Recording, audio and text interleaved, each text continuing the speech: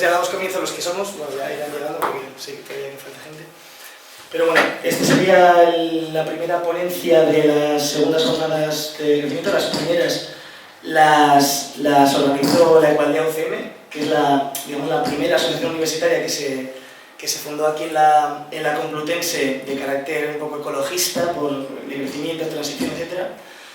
Y bueno, este año pues tenemos la suerte de comunicaros que también, pues, y tengo a mis compañeros, acabamos de fundar esto es la Facultad de Políticas de Equaldea, y nosotros pues en la Facultad de Físicas, con la misma intención, pues hemos formado también un colectivo de estudiantes, nos llamamos Ecosfera, y pues queremos un poco continuar con esa ruta, ¿no? Un poco por implementar ese modelo de transición tan importante para la sociedad en una institución tan importante como es la Universidad Complutense en Madrid y en España. Entonces, pues esto es, sin más dilación, yo creo que podemos ya, después de esta presentación, pasar con Susana Martín del Monte. No, Susana Martín Belmonte, no del Monte. Belmonte, que, bueno, ella es economista, ella estudió en la Autónoma, ¿no? Pero ahora vive en Barcelona, ¿verdad? Exacto. Y nos va a hablar, bueno, del modelo económico, de cómo está planteado, ¿no?, para realmente crecer y, bueno, que al final, pues el poder un poco del monopolio, ¿no?, de cómo al final está diseñado para beneficiar a un determinado colectivo, una élite, ¿no? Y sobre todo también nos va a hablar, creo, ¿no?, de iniciativas de Crecimiento, no sé si lo vas a... que es, corrígeme si me equivoco, pero como una especie de plataforma, ¿no?, que se está gestando dentro de iniciativas per Catalunya los Verdes, y que pretende un poco meter el decrecimiento dentro de la política como algo también fundamental, ¿no? Bueno, está momentáneamente, no sé si se oye. Sí. Momentáneamente es un grupo que ha salido de Iniciativa per Catalunya los Verds, pero que en realidad está digamos, desligándose para poder ser una plataforma en la que puedan, digamos, converger todo tipo de programas políticos, sobre todo de izquierda, ¿no? Y bueno, otros movimientos sociales, etc. O sea, que realmente, aunque ha salido de ahí, realmente ahí no encaja muy bien ahora mismo y está desligándose. Vale, bueno, pues ya me voy y te dejo con la ponencia, que va a ser muy interesante. Bueno, pues buenas tardes, gracias Miguel, gracias a este grupo tan interesante que habéis creado. Creo que es muy necesario empezar a hablar de modelos económicos que encajen con la posibilidad de que la economía no esté creciendo constantemente. Esto es algo que realmente no existe en este momento. No hay nadie en lo que es la academia formal en ciencias económicas. Hay muy poca oferta en cuanto a modelos posibles para que la economía, bueno, pues si crecemos bien y si no, pues no pasa nada, o sea, no se hunde el mundo. Eso de momento no existe. Entonces, pues creo que después de mi investigación en el sistema monetario, bueno, intentando revisar y desaprender algunas cosas también, todo lo que yo estuve aprendiendo durante la carrera y revisándolo después junto con todo lo que ha estado pasando en el mundo recientemente, pues realmente la conclusión es que el sistema monetario y financiero tiene un papel importantísimo en todo lo que está ocurriendo. Afortunadamente, ahora yo creo que hay mucha más conciencia de ello debido a la tremenda crisis que se está viviendo, que se ha convertido en una recesión y que está afectando a muchísima gente y que está generando unos problemas de desigualdades enormes. Entonces, lo que yo voy a intentar un poco es poner en perspectiva todas estas cuestiones y cómo afecta el sistema monetario a la economía, y para, digamos, poner en perspectiva, ya digo, la importancia del sistema monetario en la economía y en la sociedad actual. Entonces, yo creo que además es importante poner de manifiesto que en otros países ya se está, digamos, poniendo la lupa sobre el sistema monetario, y la prueba es, por ejemplo, esto que os muestro en pantalla, este debate se llamó Money Creation and Society, se celebró el 20 de noviembre de 2014 en el Parlamento británico, Y aquí se puso de manifiesto el papel que crean los bancos como creadores de dinero. Esto también es el primer concepto que es que suena bastante raro a casi todo el mundo y que sin embargo esta es la pura realidad. Hoy día la mayor parte del dinero en circulación son depósitos bancarios, las cuentas corrientes que tenemos, depósitos también a plazo. Este tipo de depósitos es pues del 80 al 90 y tantos %, dependiendo del agregado monetario que estemos considerando, componen este tipo de dinero, que son al final anotaciones en cuenta, dígitos. En general ahora mismo se manejan con medios telemáticos de pago, con lo cual pues, son tan ágiles que realmente son como dinero y al final son dinero. O sea, al final estos agregados monetarios son prácticamente totalmente líquidos, es decir, se pueden usar casi para cualquier pago, ¿no? Entonces, pues todo este dinero lo crean los bancos, pero la gente se cree que el depositante, el ahorrador, llega al banco, deposita su dinero y entonces es el banco el que puede prestar y hacer que el dinero, pues, el ahorro vaya a la inversión, ¿no? Que este es digamos, el mantra de el ahorro debe ir a la inversión. Bueno, pues resulta que el sistema bancario funciona justo al revés. O sea, primero se crea el dinero prestándolo, o sea, primero va a la inversión o a lo que sea, o al gasto o al consumo. Eso es lo primero que ocurre. Una vez que se crea, con estos, principalmente dando créditos, aunque no solo. O sea, también se crea, por ejemplo, pagando dividendos. O sea, el dinero se crea de muchas maneras diferentes. Pero básicamente son inyecciones del sector generador de dinero, la banca, el Estado, o sea, todo el sector generador de dinero, el Banco Central, el Banco Comercial y el Estado, todos lo que son inyecciones hacia el público no bancario, hacia todos los demás, gobiernos locales, particulares, empresas, etc. Pues todas esas inyecciones crean dinero y todo lo contrario destruye dinero. Por ejemplo, si devolvemos un crédito al banco, se destruye dinero. O por lo menos, digamos, el balance entre todas esas operaciones es lo que al final resulta como creación o destrucción monetaria. O sea, por ejemplo, si ingresamos 500 euros en efectivo en nuestra cuenta, ahí no ha pasado nada, porque hemos cambiado una parte del agregado monetario, que es el efectivo, por otra, que es depósito a la vista. Ahí no ha pasado nada. En cambio, el dinero, los 500 euros en la caja del banco, ya no es dinero en circulación. En mi bolsillo sí lo era. ¿Entendemos? O sea, realmente el dinero lo que cuenta no es dónde, lo que cuenta es si está en manos del público, porque si no, no tiene efecto en la economía. Entonces, este es un concepto que es poco intuitivo, pero es la base de todo. Esto es lo que realmente nos permite comprender todo el papel que tiene en la economía el sector monetario, ¿no?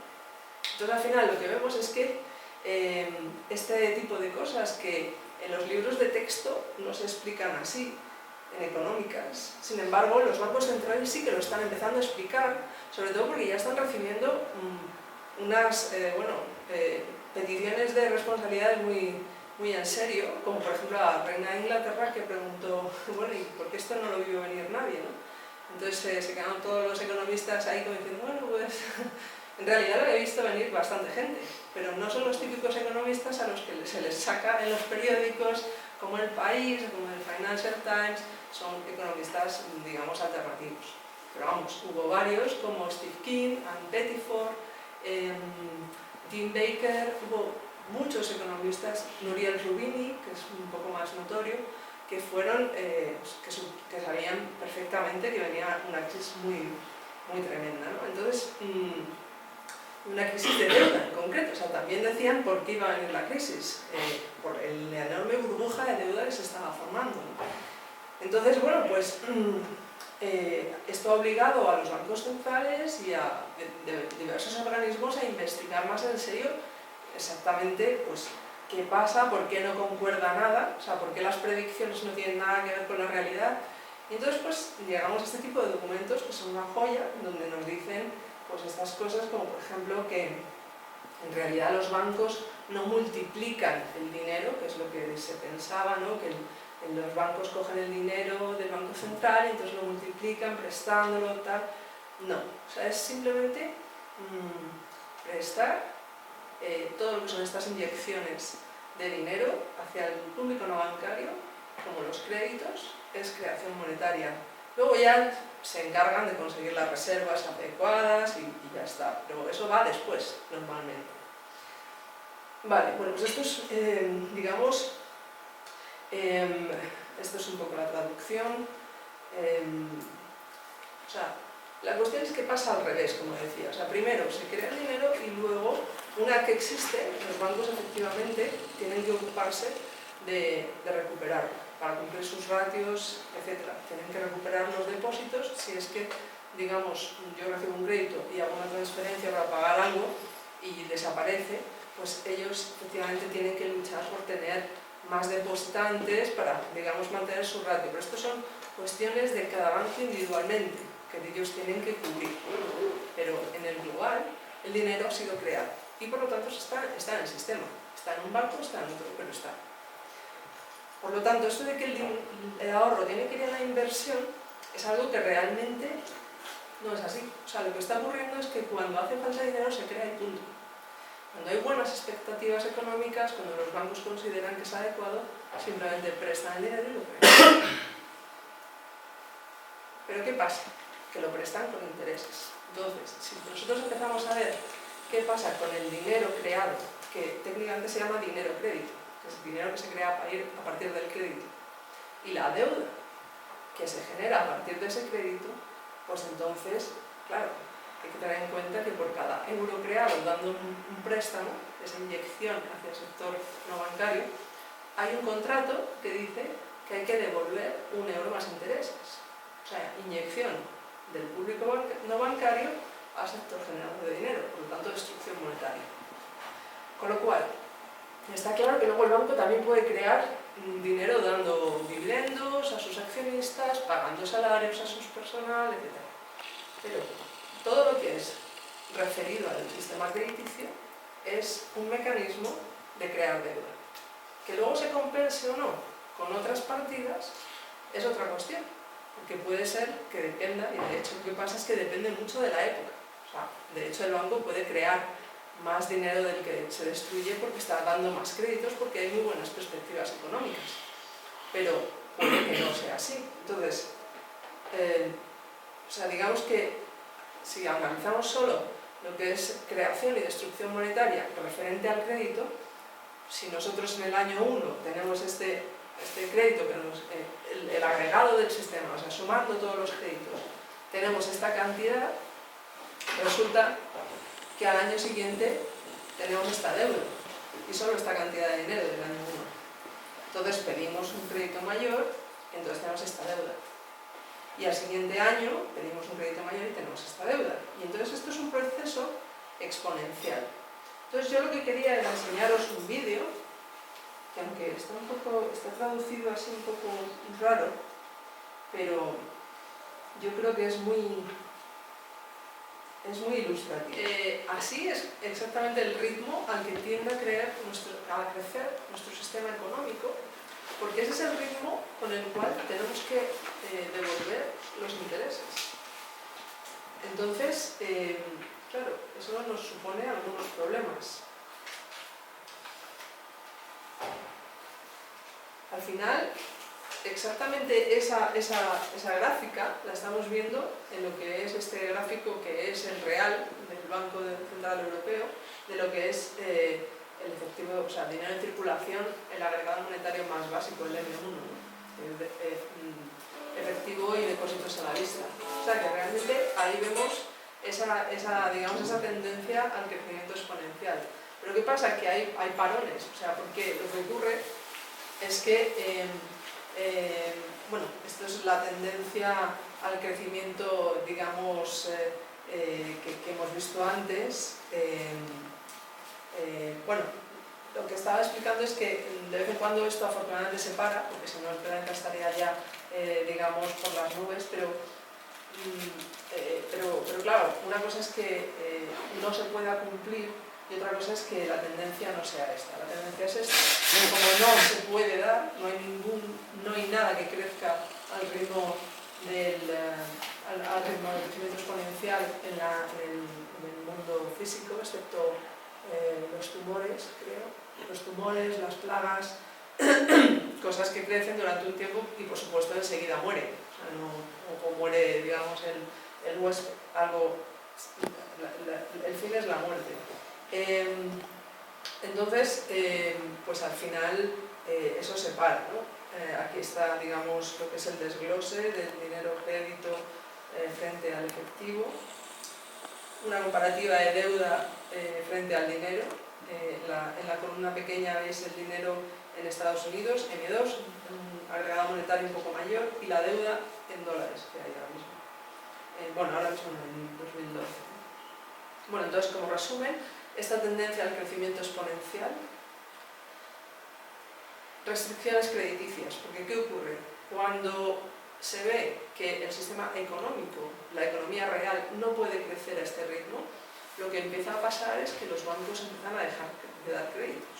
Claro, cuando realmente, y esto en los periódicos se ve de la siguiente manera, lo que dicen los periódicos es que la economía está recalentada, los activos están inflados, no se sostiene, y entonces ya es cuando viene la crisis, porque ahí en ese momento en donde no se prevén unos beneficios económicos, entonces es cuando se empieza a cortar el crédito, se empieza a cortar el grifo del crédito, y esto, la metáfora más usada en Wall Street es el juego de las sillas musicales, ¿no? O sea, se pone una canción y cuando se para, y hay 10 sillas y 11 personas bailando alrededor de las sillas, y cuando se para la música hay que sentarse. Bueno, hay un perdedor, claramente, ¿no? Cada vez que pasa esto, hay alguien que no se puede sentar, que falta una silla. Bueno, pues esta es la metáfora, y entonces lo que dicen los traders en Wall Street es que mientras suene la música hay que bailar, ¿no? Entonces, ¿qué pasa? Que obviamente está diseñado para que haya perdedores. Alguien tiene que perder. O sea, está claro que como no hay suficiente dinero para devolver toda la deuda que existe, pues alguien no va a poder hacerlo. Entonces, bueno, pues se trata de ver quién. Entonces, ¿quién? Pues obviamente los más vulnerables. Entonces ahí es donde justo cuando empieza a venir la crisis, la economía real no llega a las expectativas de la financiera, del sistema monetario, se corta el crédito, restricción monetaria. Lo que ocurre es que, claro, como empieza digamos, el ritmo de devolución de créditos no cambia. Tú tienes el contrato, tienes que devolver el crédito y eso va destruyendo dinero. Como no hay nueva creación, pues entonces cada vez hay menos dinero en el mercado. Esto es un efecto totalmente estudiado. O sea, cada crisis financiera trae una contracción monetaria. Entonces, lo siguiente que ocurre es que se producen estas desigualdades sociales completamente ineludibles. O sea, es que a alguien le tiene que tocar. O sea, como no hay suficiente dinero, pues alguien tiene que dejar de incumplir sus compromisos crediticios, y entonces pues estos caen en quiebra, y entonces bueno, pues ya se exacerban las diferencias.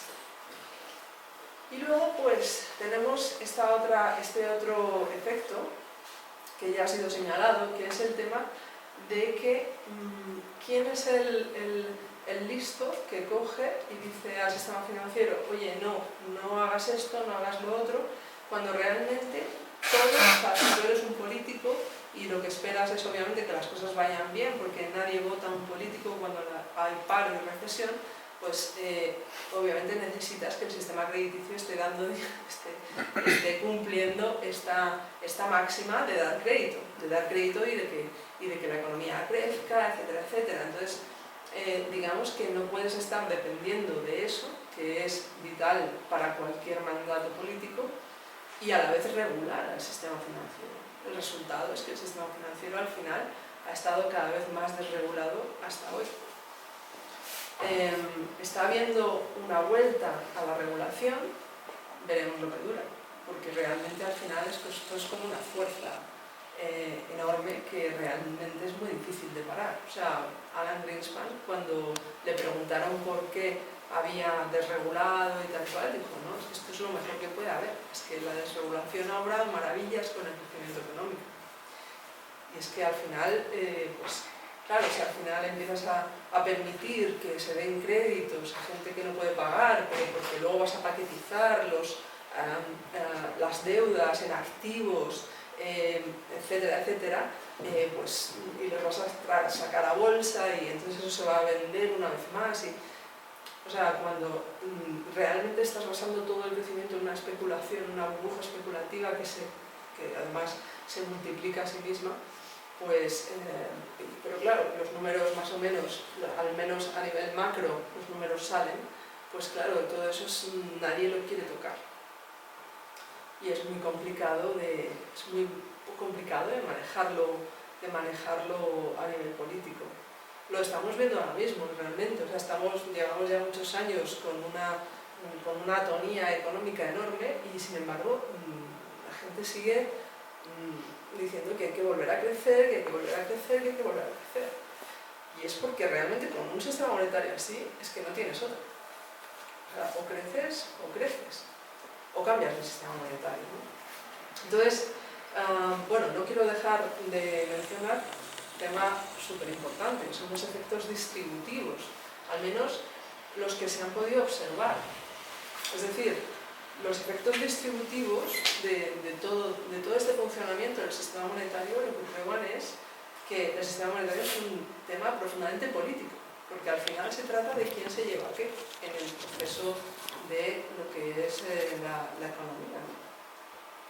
Entonces, lo primero, por ejemplo, que tenemos, que son algunas evidencias bastante recientes, es que la flexibilización cuantitativa, que fue, digamos, la solución que se ha llevado a cabo en países anglosajones, de darle a la máquina de hacer dinero y inyectárselo a los bancos para que den más crédito, supuestamente, lo que ha hecho ha sido inflar el precio de los activos más que el crédito. O sea, ha ido más a la compra de activos que a dar crédito por parte de los bancos. Y lo que se ha estudiado en este estudio del Banco de Inglaterra en 2012 es que subieron el precio de distintos activos y el 40% de esos activos que subieron de precio gracias a la flexibilización cuantitativa pertenecían al 5% de las familias más ricas y más mayores también. Otro estudio que también hace un año estaba bastante en el candelero es Thomas Piketty, que hizo un estudio larguísimo de unas series enormes de muchísimos años en donde pudo comprobar que a largo plazo, él comparaba la tasa de ganancia del capital, el tipo de interés es una parte de la tasa de ganancia del capital, es una forma de ganancia, la de la fija, digamos, luego está la variable, los dividendos, etc. Entonces, la tasa de ganancia del capital comparada con la tasa de crecimiento económico, y decía que cuanto mayor era la tasa de ganancia de capital frente al crecimiento económico, ¿vale?, más desigualdades había en la riqueza, en el reparto de la riqueza. O sea, que si por ejemplo ahora, el año pasado estábamos creciendo al 0%, a nada que el tipo de interés suba o la tasa de ganancia de beneficios de las empresas suba por encima del 0%, pues ya estamos en una senda de agravamiento de las diferencias entre ricos y pobres. O sea, en cambio, si la tasa de crecimiento fuera del 5% y estuviéramos con unas tasas de ganancia de capital del 5%, pues entonces estaríamos bien, digamos, a nivel de no agravar las desigualdades. Bueno, esta es digamos, lo que ha mostrado el estudio de Piketty, ¿no? O sea que al final lo que vemos es que la tasa de ganancia del capital tiene un componente muy importante en relación a la tasa de crecimiento. Y yo creo que para mí este es uno de los estudios más interesantes, que es quién paga y quién cobra intereses. Es decir, la creencia generalizada es que tú pagas intereses cuando tomas un préstamo a un banco, y eso no es así. En realidad todos pagamos intereses en todos los productos que compramos. O sea, cuando compras un coche, ahí hay una parte de lo que es digamos, lo que es la ganancia del capital o los intereses que tú estás pagando por el uso del capital al fabricante. El fabricante tiene ese coste y te lo tiene que repercutir. Y tú lo estás pagando. Y dependiendo del tipo de producto o servicio que consumas, digamos, este coste es mayor o menor. O sea, que lo pagamos todos. Entonces, este estudio lo que nos muestra es, si tú divides a la sociedad en 10 grupos por nivel de renta y analizas cuánto pagan y cuánto cobran de intereses cada grupo de estos, verás que hasta el 80% primero pagan mucho más de lo que reciben. Luego se equilibra un poco en el penúltimo 10%, y el último 10%, el 10% más rico de la sociedad, gana el doble de intereses de los que cobran, de los que pagan. O sea que todo lo que los demás han pagado de intereses lo cobran el último 10%, el 10% más rico de la sociedad. ¿Vale? Este estudio, además, se ha repetido con datos de España de 2011, que no he podido poner en esta diapositiva porque he tenido un problema, pero ese estudio se ha repetido y se muestra exactamente lo mismo. O sea, digamos, estos porcentajes de que el 80% más pobre paga el 10%, lo que el 10% más rico gana, esto es exactamente igual aquí en 2011. Este estudio es de 1998 en Alemania, pero aquí en España 2011 exactamente los mismos resultados. Es decir, que digamos que esta forma de crear dinero como préstamo con interés es como un sumidero invertido. O sea, que realmente es algo que se dedica a sacar el dinero a las capas más bajas de la sociedad y a llevarlo a las más altas, ¿no? Aquí beneficios empresariales en Estados Unidos. No me quiero alargar demasiado. Y luego, bueno, pues tenemos lo que es el sistema financiero actual, que es también importante saberlo, porque yo creo que el sistema financiero actual está llegando a un callejón sin salida.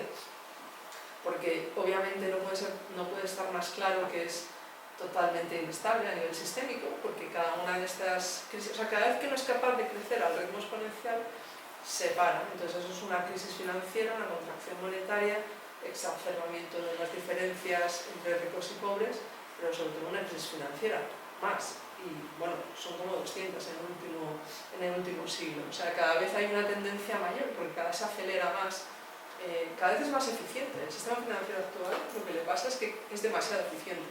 Es tan eficiente que cada vez es más rápido en llevar la inversión a donde puede haber una posibilidad de ganancia, y entonces pues eso de pronto digamos esa inversión se cubre en muy poco tiempo, cada vez en menos tiempo. El ciclo de vida de los productos cada vez es más corto, y entonces bueno, pues con esa inversión tan cuantiosa en los sectores con posibilidades de dar resultados positivos, pues cada vez hace que las crisis vengan antes. Cada vez llegan antes las crisis y duran menos los ciclos, ¿vale? Por otro lado, el sistema financiero cada vez está más concentrado. O sea que cuanto más concentrado, peor. O sea, peor la dificultad de regulación. Es decir, ahora mismo una de las cuestiones fundamentales es que el sistema financiero además es el dueño de los medios de pago electrónicos, que son los más usados. O sea, es una industria privada totalmente que tiene en exclusiva un sistema monopolístico, o oligopolístico más bien, de bancos, y que eso es lo que, bueno, es la verdadera razón por la que se han rescatado los bancos, es porque eso no se puede caer de un día para otro, porque la economía es demasiado compleja como para que eso de pronto desaparezca. Sería un caos, ¿no? Entonces, bueno, pues eso hace que este concepto de demasiado grande para caer, pues todavía sea peor. Es decir, después de la crisis todavía hay más concentración bancaria, con lo cual todavía es más imposible dejar caer ningún banco, por lo tanto cada vez es más impune la cuestión, o sea, cada vez son menos intocables, ¿no? O sea, más intocables, perdón. El sistema bancario está profundamente subsidiado, o sea, Hoy por hoy se calculaba, no, el año pasado se calculaba que los 29 o 28 29 bancos llamados sistémicos, estos que no pueden caer, recibían aproximadamente 700.000 millones de dólares al año, que es como si cada habitante de la Tierra le diera 100 dólares al año a alguno de estos 29 bancos, por parte de los estados, claro, son los estados los que les han dado estas ayudas a los bancos, ¿no? Y por supuesto ineficiente, o sea, tanto desde un punto de vista, por supuesto desde un punto de vista medioambiental, ¿no? Porque se están dedicando a generar burbujas vendiendo cosas que luego realmente no hacen falta. Ahora mismo tenemos 3,5 millones de viviendas vacías en España, 40.000 personas sin hogar, pero 3,5 millones de viviendas vacías. Es que realmente podríamos traer a Siria entera, a que es que tenemos casas para dar y tomar, y ha sido un desperdicio de recursos que es absolutamente increíble. Hacía falta los puestos de trabajo, pero no le hacían falta las casas, eso es evidente. Y bueno, por supuesto es un sistema totalmente asociado. O sea, los criterios con los cuales el sistema financiero presta el dinero y para qué, o sea, son todo, bueno, pues, puramente la realización de beneficios. No hay ningún criterio social en ello, más que la connivencia con el sistema político de que tiene que haber crecimiento, porque así es como las cosas van bien y se garantiza, digamos, la estabilidad y, por supuesto, las legislaturas. Bueno, pasamos a lo crítico, ¿no? Las soluciones. Bueno, las soluciones son muy complicadas porque básicamente hay que cambiar el sistema monetario, y eso es algo que ni siquiera está en la agenda, o sea, no se está discutiendo prácticamente, no es algo que esté, sobre todo hay muy poca formación a nivel del sistema monetario. Yo hice económicas, yo soy licenciada en económicas y bueno, pues yo tuve un año y creo que el resto de mis compañeros, excepto los de mi especialidad, nadie cursó teoría monetaria. O sea, realmente es algo bastante minoritario, no se estudia y muchas veces no se entiende. O sea, de hecho yo no lo entendí, por supuesto, porque como decía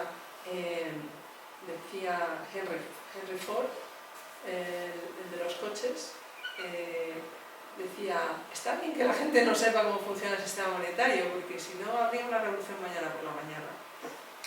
Porque realmente es algo que no, o sea, es tan simple, pero a la vez tan destructivo que realmente hay muy poca información. O sea, entonces, bueno, pues ahí es donde entramos en las estrategias, ¿no? ¿Cuáles son las tácticas para reformar el sistema monetario?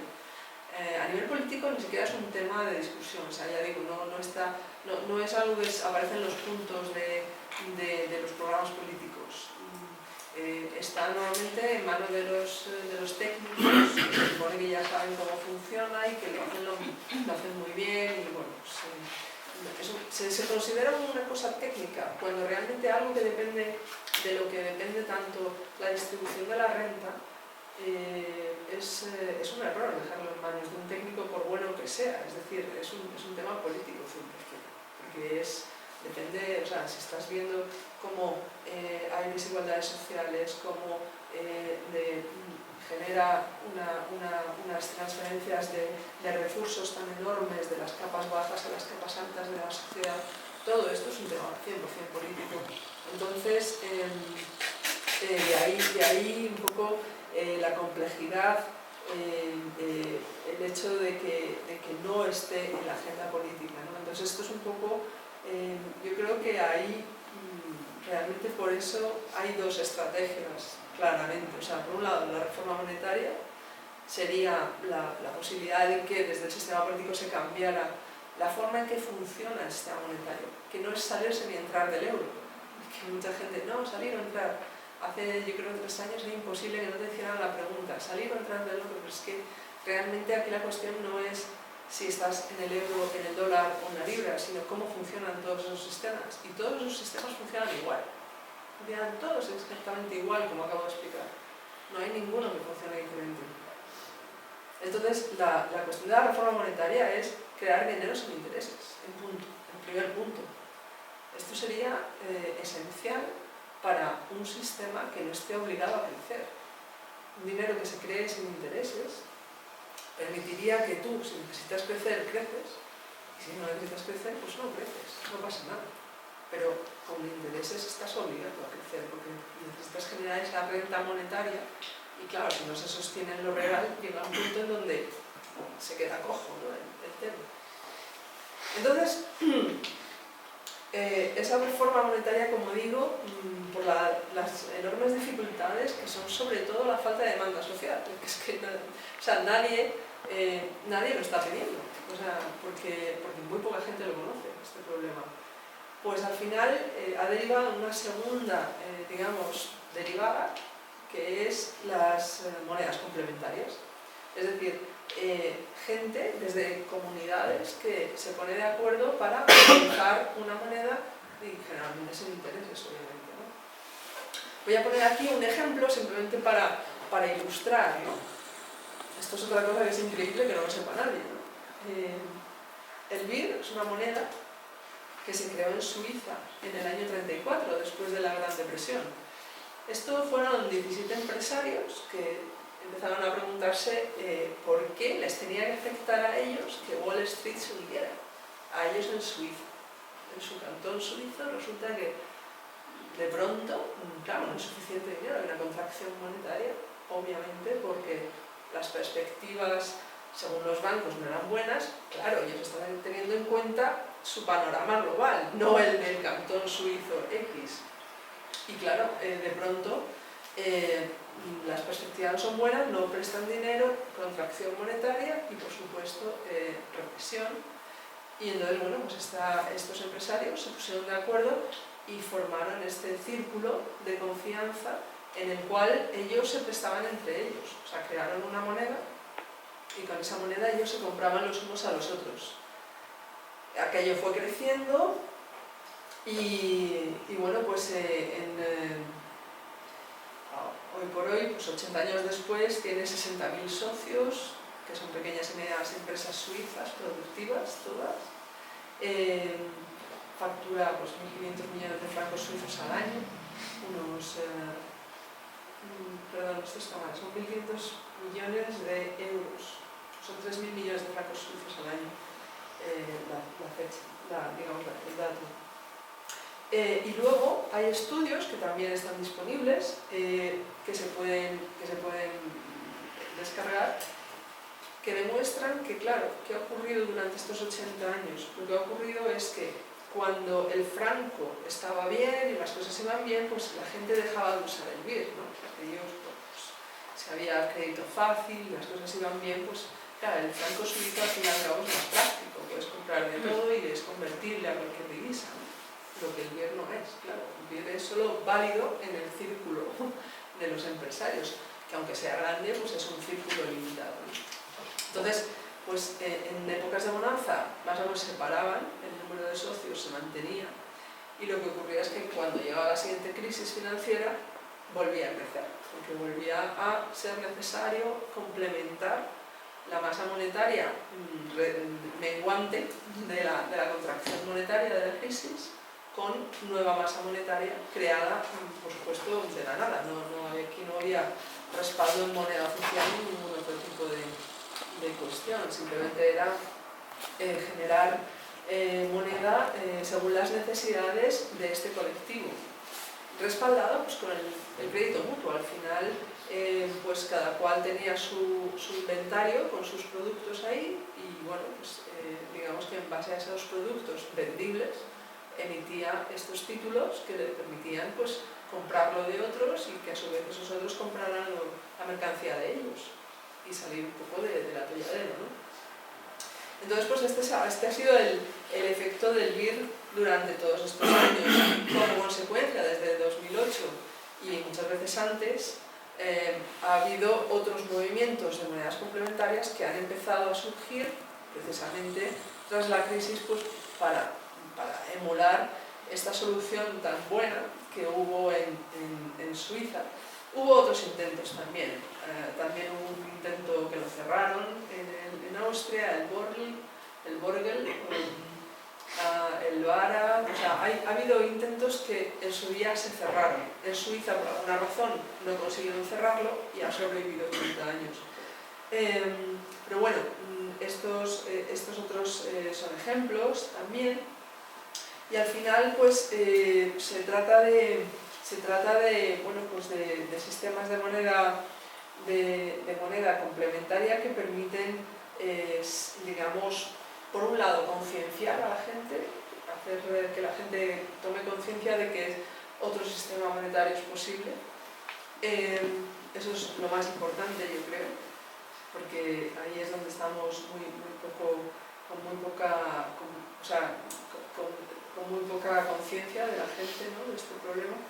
Y luego también, bueno, pues sobre todo también dar crédito a las empresas. También hay aspectos de soberanía económica y monetaria, simplemente, porque hay sistemas de moneda complementaria que lo que hacen es financiar el procomún, es decir, deciden entre varios cómo lo van a usar en una comunidad y van por ejemplo, a fomentar, a celebrar un encuentro, van a lo mejor a crear un huerto urbano o van a, qué sé yo, a cualquier cosa que, digamos, la comunidad considera adecuada, lo financian, se genera, gastando para financiar esto, se genera esa masa monetaria que complementa al euro, entonces pues se usa para las transacciones, a veces con un descuento, es decir, se puede pagar un pequeño porcentaje del precio y por lo tanto funciona casi como un descuento, o el comerciante te lo da cuando tú le pagas en euros.